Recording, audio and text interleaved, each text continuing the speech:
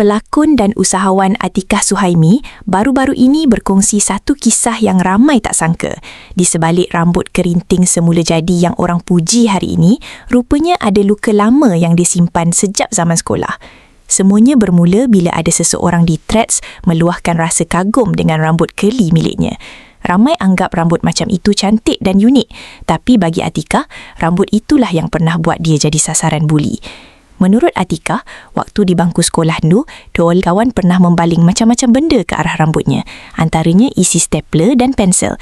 Mereka sengaja buat begitu semata-mata mahu tengok sama ada barang itu boleh tersangkut dalam rambut kerintingnya ataupun tidak.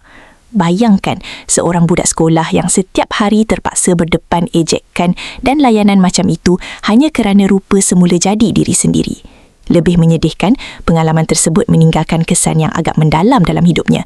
Sampai sekarang, Atikah mengaku masih terasa trauma bila teringat semula apa yang pernah berlaku. Kadang-kadang orang ingat membuli cuma sekadar gurauan, tapi tanpa sedar, benda kecil yang dibuat waktu sekolah boleh tinggal kesan sampai bertahun-tahun. Ada yang pernah lalui pengalaman hampir sama masa sekolah dulu? Terima kasih kerana menonton Chua Viral TV. Jangan lupa like, komen dan subscribe untuk terus dapatkan update terkini tentang dunia hiburan Malaysia. Jumpa lagi di video seterusnya. Stay tuned untuk lebih banyak kisah sensasi.